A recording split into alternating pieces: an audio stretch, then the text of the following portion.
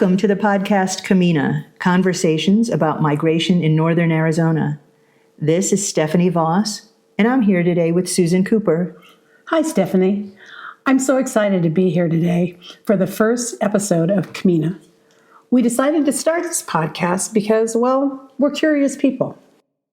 Yeah, it wasn't too long ago that we started talking about coverage in the media about immigrants and immigration. We wanted to expand the dialogue to include the direct voice of immigrants and their families. And with the support of Alianza Spanish News in Prescott Valley and other contributors, we began reaching out to our neighbors. We want to understand, why would somebody move from their country of origin? Why would they leave their family? Or why would so many risk that dangerous trek for a new life? We hope these stories will resonate with others in the community. We know that often our ideas about issues evolve when we get to know the people involved. These stories focus on people rather than policies. So for our first episode, Susan, who are you talking with? Well, thanks for asking. Recently, Dora Rodríguez was visiting Prescott to discuss her book, Dora, A Daughter of Unforgiving Terrain. I had an opportunity to visit with Dora. She fled from El Salvador during the heated summer of 1980 across the Sonoran Desert. Her book describes in detail this dangerous trek that started with 26 people. She was one of 13 people who actually survived this perilous journey. Here's our conversation.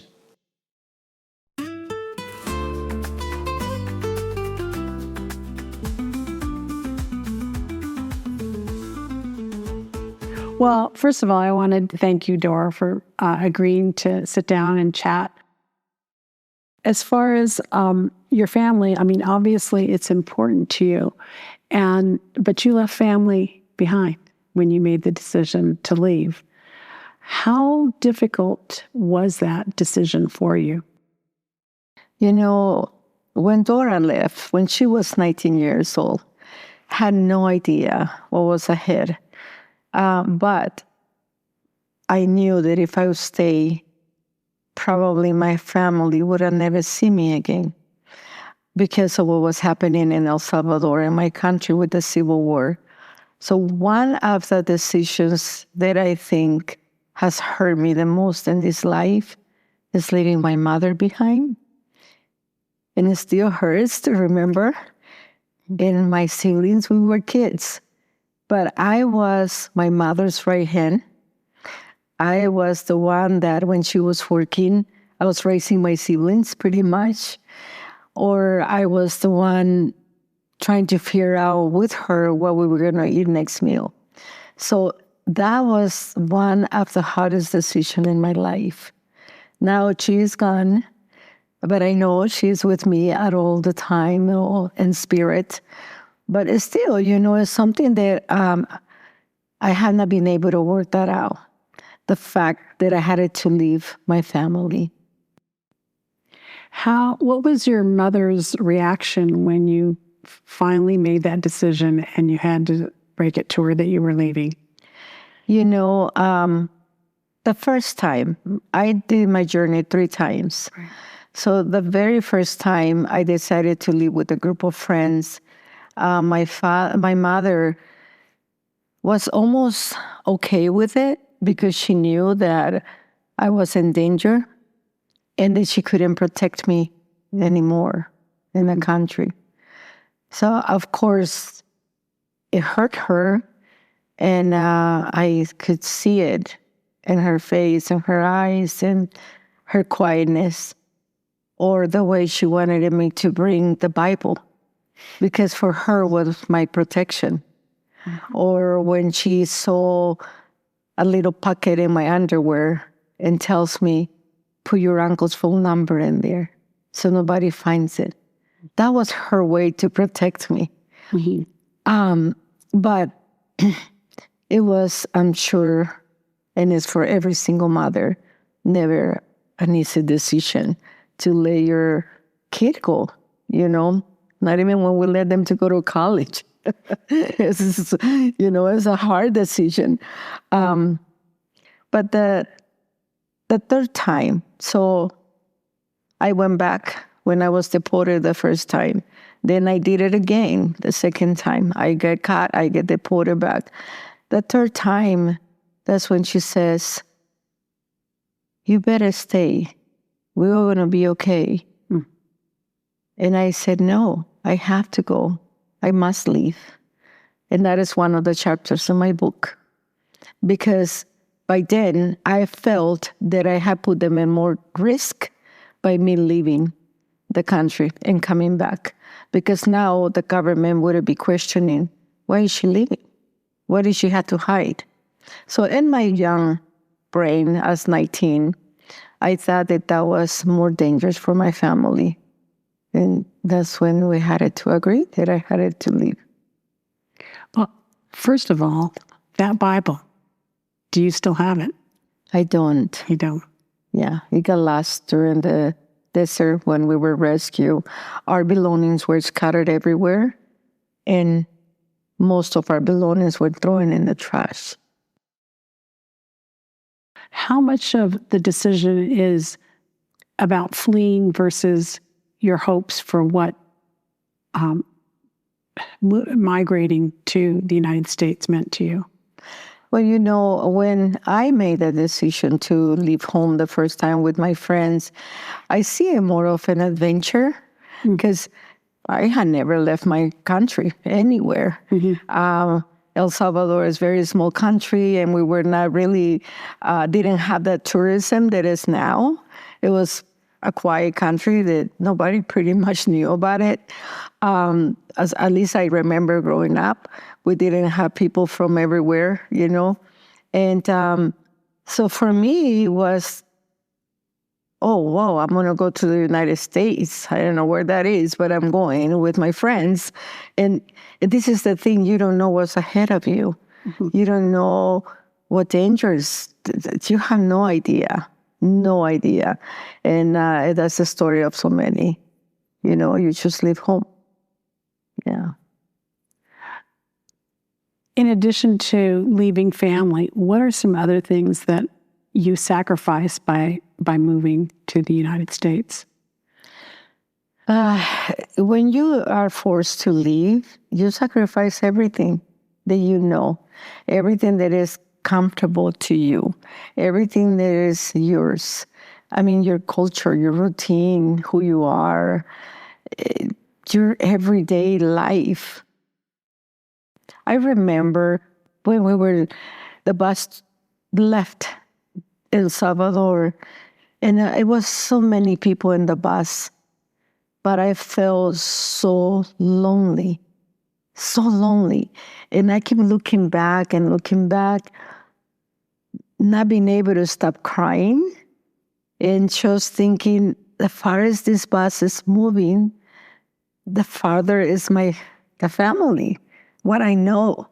So, my gosh, it's something that changes you for life. And then you get to a place where even after so many years, you don't feel that you belong. You're still trying to figure out where you belong. Because now I do have my beautiful family here. They are my everything. But I do have family in El Salvador. But when I go back, it's like I am a guest. I treat it differently.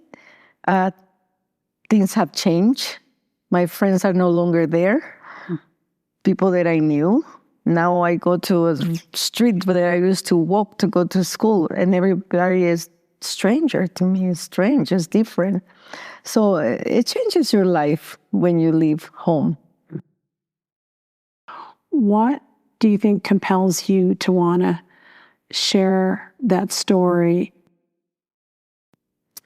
Well, for me, it became healing, part of, work those the trauma and the nightmares. And also because I choose to become involved in humanitarianism. I choose to become part of this movement of people, they were helping my people. And so I got involved in the sanctuary movement right in 1982.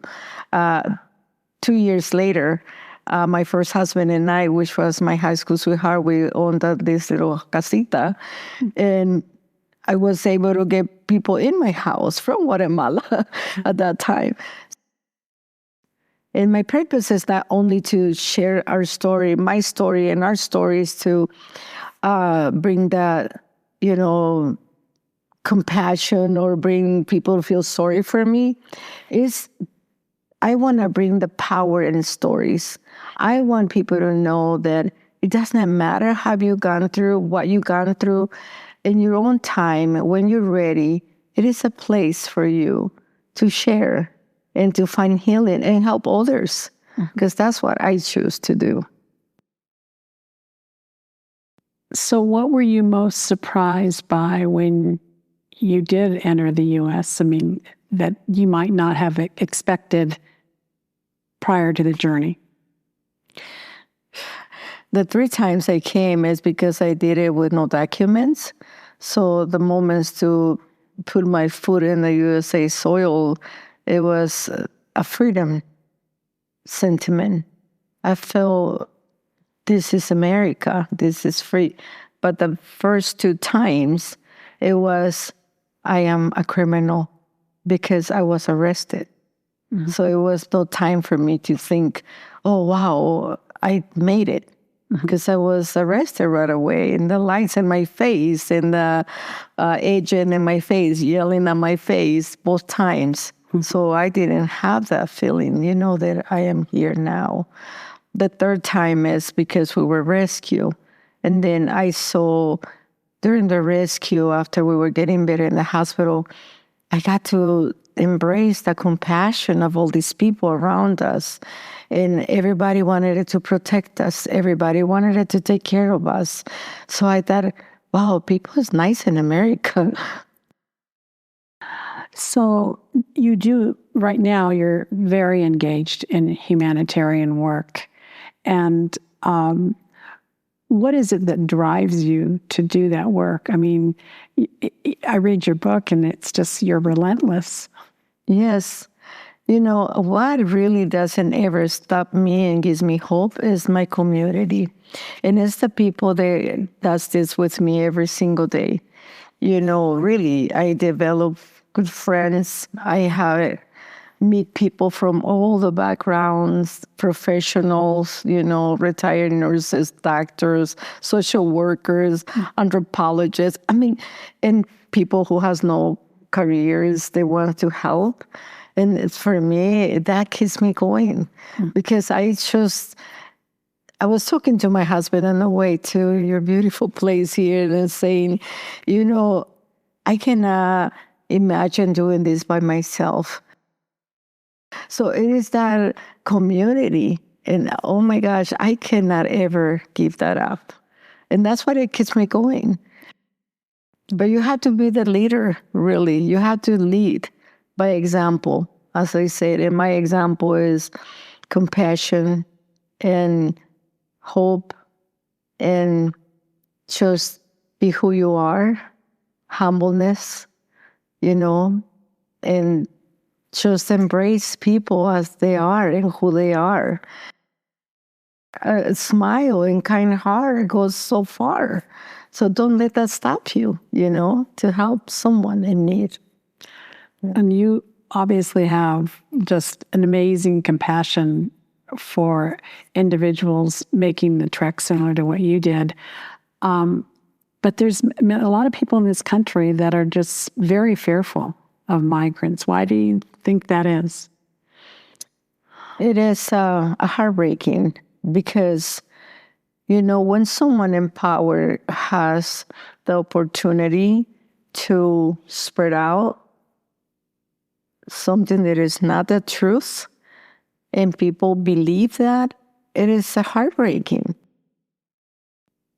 But I just invite people to go outside the tunnel, outside the circle, and find for yourself the truth, because I really think that we're in a moment where the word migrant is so criminalized. The word immigrant, of course, is going to bring you fear. So all those fears is because you already heard the word immigrant as a criminal. So that combination is very, very dangerous. Instead of using immigrants as who we are, that's the quilt of America. This is who we are. And there is no question about that. The only ones that were here prior to us are the Native Americans. And we took their land away from them. And they're suffering at this moment. And I tell you what, I am very close to Native American land in the Tohono Oro area. They're suffering because they are born and raised in their own community, and they don't need no papers. They don't need no birth certificates. But right now what? They look different. And they are questioning them. Yes, because you have to prove that you are born and raised in this country. So I believe that it has changed us so much because of the narrative. So my hope with my book is to create awareness, to create the consciousness that we have to see each other as human beings. And then you don't look at me already making that decision or the judgment that I am going to hurt you when you don't even know me. At your book reading, you were talking about the children. And if you could just share again, the impact that you've witnessed on children as they're going through this ordeal. Children are beautiful by nature. They're so resilient. They are. And I see them day after day after days in my visits to families, accompanying them in different scenarios like doctor appointments or school appointments or summer camps, But the trauma, it is there.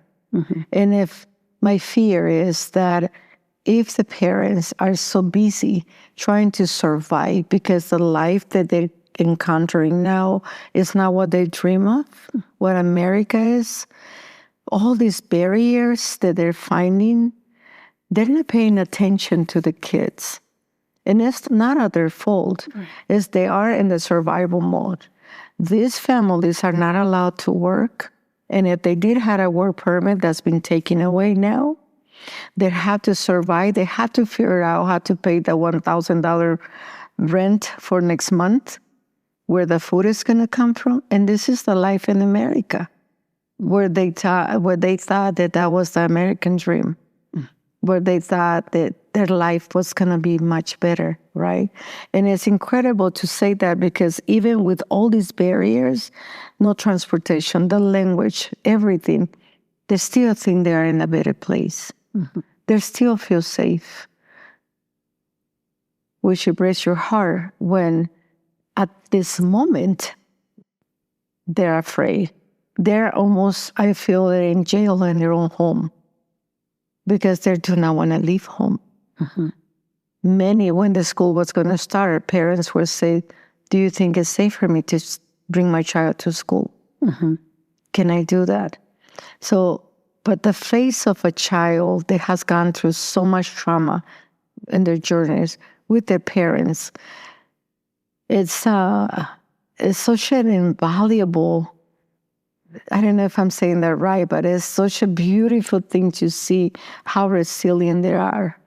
And when we had our summer camps, we called Camp Hope.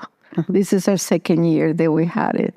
The first year, we only had like 20 kids.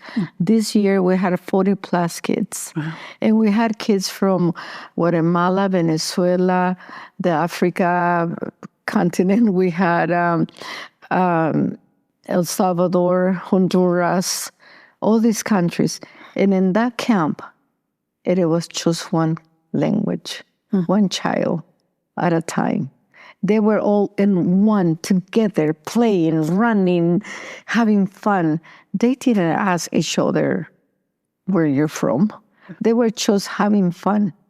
And my God, to see that, it gives you it fulfilled my cup for a whole year at that camp. Because it's like, that's what I want to write my next book. Because with the children, there is no boundaries. There is no borders. And one of the books that I just recently read by Maria Hinojosa, and she talks about there's not going to be a perfect solution. And this is a very complex situation that we're dealing with. But the one thing that she's certain of is there's no room for any policy that allows for cruelty.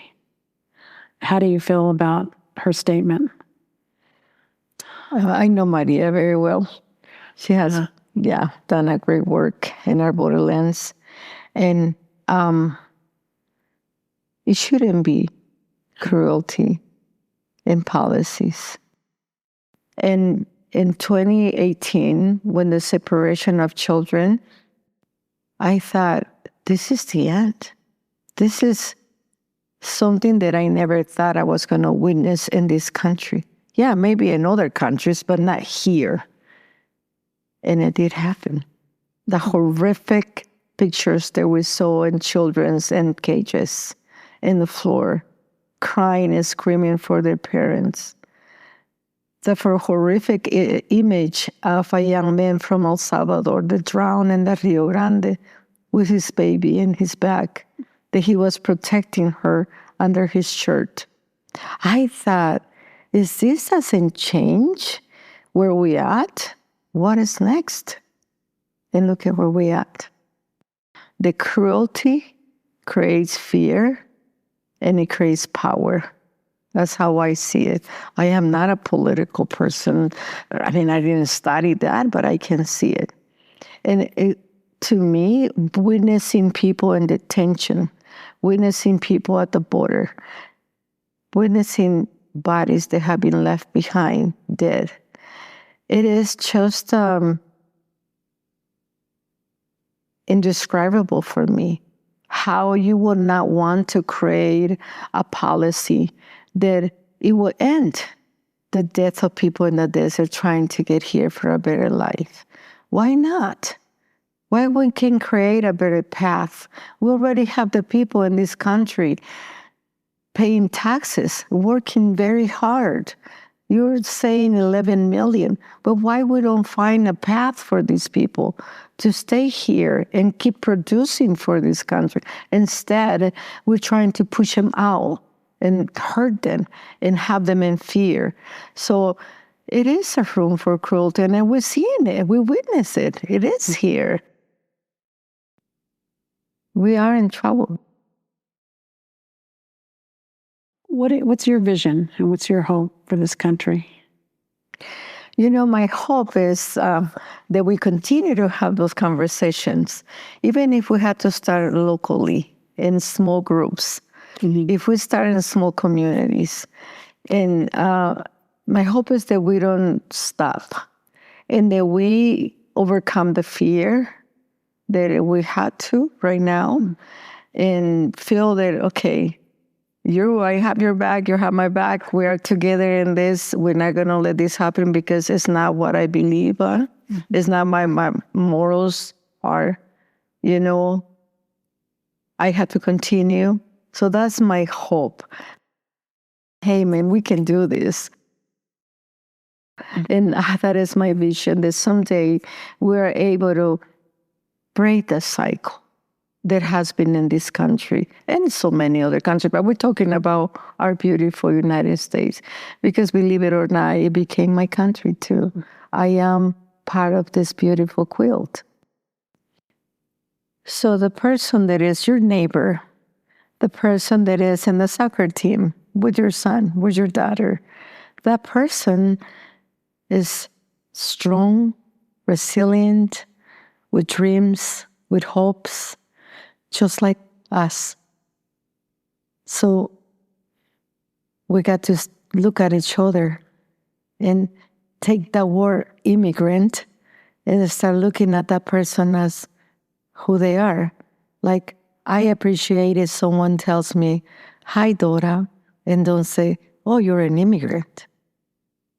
That is my hope, that we realize that we are in the same quilt and we are the same. I just happen to be born in a different country. Well, thank you. Thank you.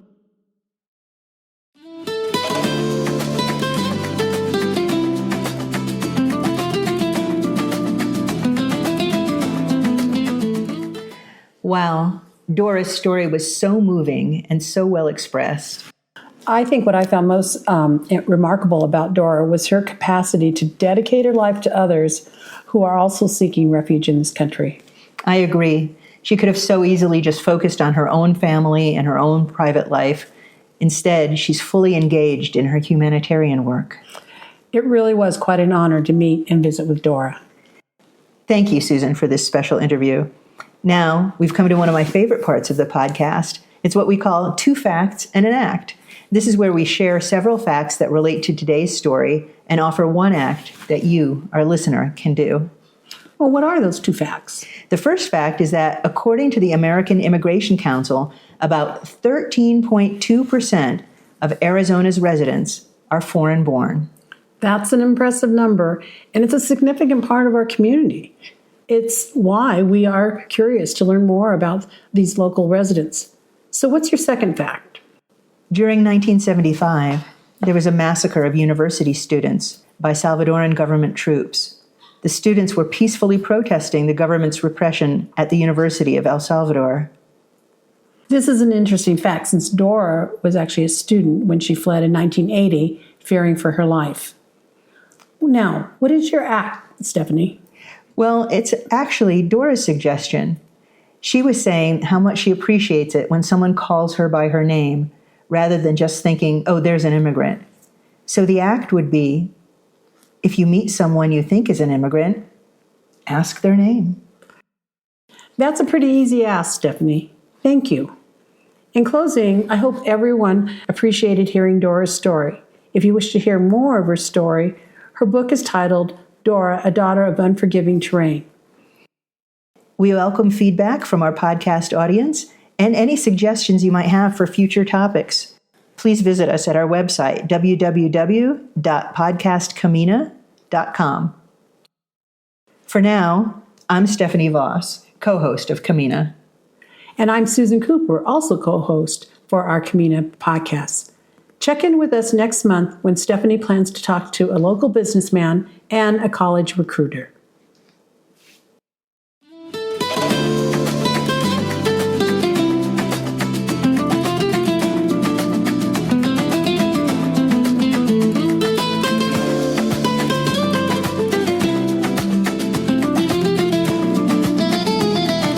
Welcome to Northern Arizona, a place where contradictions meet. Deserts of sand, mountains of snow. To make it our home, there's a long way to go.